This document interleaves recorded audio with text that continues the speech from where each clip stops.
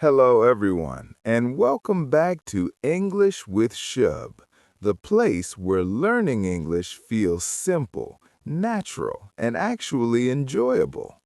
I'm Shubh, and today we are going to talk about something that secretly controls your speaking speed, your confidence, and even your fluency. Let me start with a small question. When you speak English, do you want to sound like a slow turtle or a fast, confident cheetah? Think about it honestly. Most English learners don't have a vocabulary problem. They don't even have a grammar problem. Their biggest problem is this. They translate every single word inside their head before speaking. First, they hear English, then their brain runs to their native language. Then they build the sentence, and finally, they come back to English. By the time the sentence comes out, the moment is already gone. And because of this habit, many learners feel nervous, tired, and stuck. But here is the good news. You don't need more grammar books. You don't need to memorize thousands of difficult words. What you really need is to train your brain to think in English directly. Today, I'm going to show you practical, real-life methods that you can start using from today, even if you're a beginner. And if you stay with me till the end, you'll understand why thinking in English is the real shortcut to confidence. So let's begin. First, we need to understand what thinking in English actually means. Many people misunderstand this idea. They think thinking in English means looking at objects and just naming them: chair, table, fan, door. That is okay for absolute beginners, but it is not enough to make you fluent. Real progress starts when your thoughts become small, living sentences, not just single words. For example, imagine you are sitting in your room right now. Don't just look at your phone and think phone. Instead, think simple thoughts like, my phone battery is low. I need to reply to this message. This screen is very bright. You see the difference? Now your brain is connecting meaning, emotion, and action directly with English. This is powerful. Your brain learns language faster when it is connected to real life, not when it is memorizing isolated vocabulary. So here is your first practice. Wherever you are, your room, kitchen, office, bus, start building very small English sentences in your head about what you see and feel. Keep them simple. You don't need fancy words. The water is cold. I am feeling sleepy. This tea is too hot. Simple sentences build strong fluency. Now let's move to the second technique, and this one is a game changer. I call it becoming the narrator of your own life. Yes, it sounds dramatic, but it works amazingly well. Throughout your day, quietly describe your actions in English inside your mind. When you wake up, think, I am opening my eyes. I am getting out of bed. I am walking to the bathroom. When you're cooking, I am cutting the vegetables.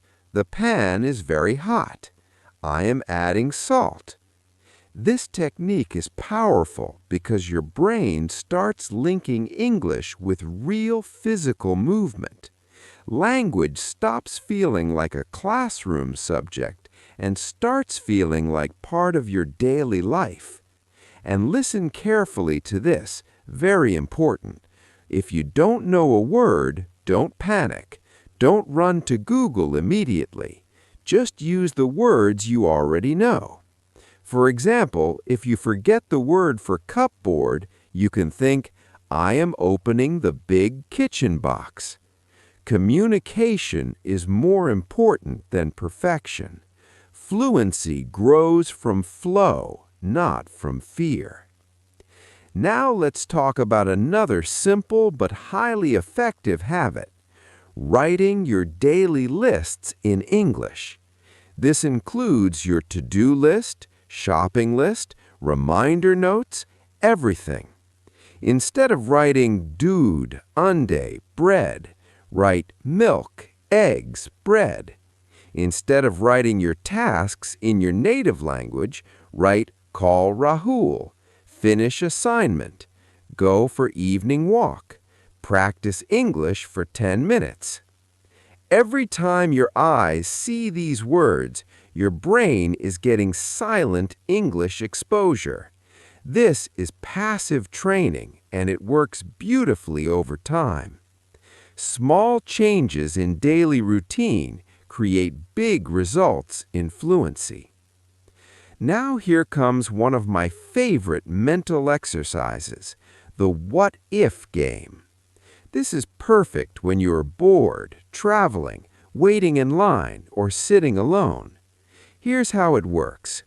You create simple, imaginary situations in your head and answer them in English.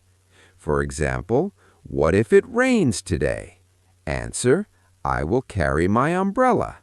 What if I miss the bus? Answer, I will book a cab. What if my friend calls me now? Answer, I will talk after dinner. This exercise is fantastic because it trains your brain to respond quickly in English without translation.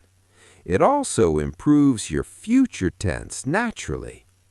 And the best part is, you can make mistakes freely. No one can hear your thoughts. Your mind is your private English practice room.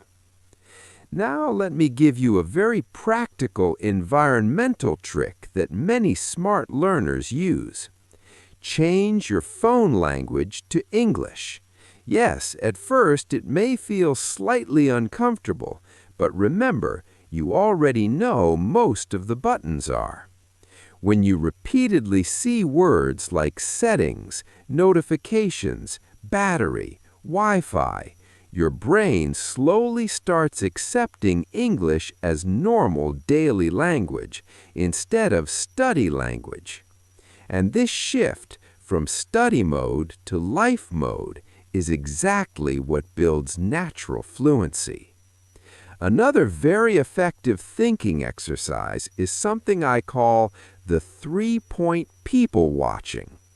Whenever you are in a park, metro, market, or any public place, quietly observe someone and describe them in 3 simple English thoughts.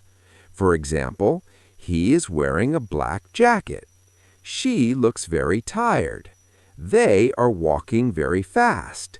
That child is eating ice cream. You only need basic adjectives, colors, and simple verbs. But this small habit trains your brain to form real-time English observations, which is exactly what happens in real conversations. Now I want to talk about something that many learners ignore, but advanced learners use. Stop depending only on translation dictionaries. Start slowly moving towards simple English-to-English dictionaries, especially learner or kids' dictionaries. Why?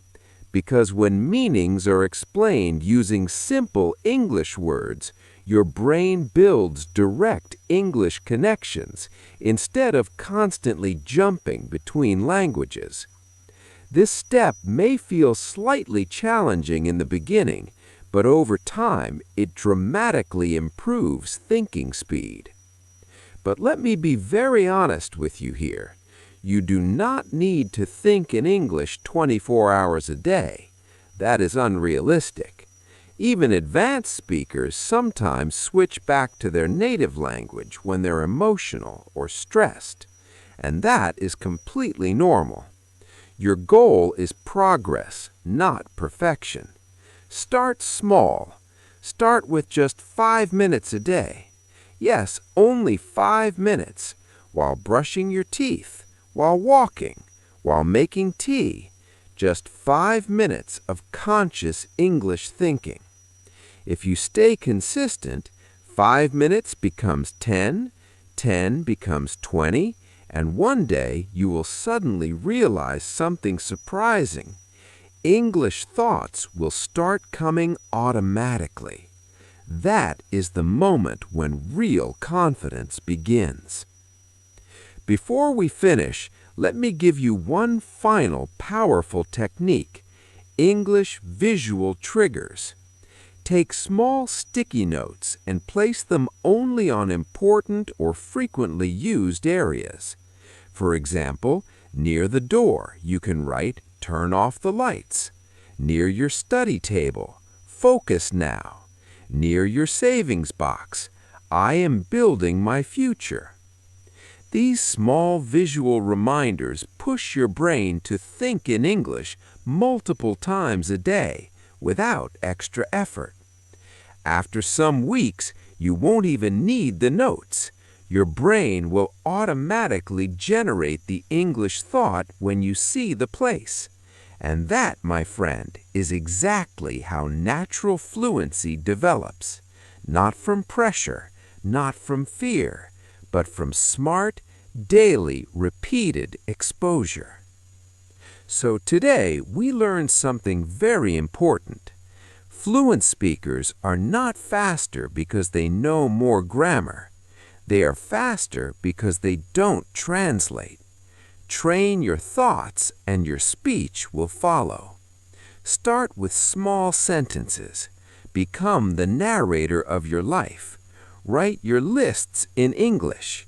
Play the what-if game. Change your phone language. Observe people. Use simple English dictionaries. And most importantly, give your brain time to adapt. Consistency beats intensity. If you found this session helpful, make sure you stay connected with English with Shubh, because every episode here is designed to make your English more natural, more confident, and more real-world ready. Before you go, I want you to do one small thing. Right now, in your mind, make one simple English sentence about what you are doing. Maybe, "I am learning something useful."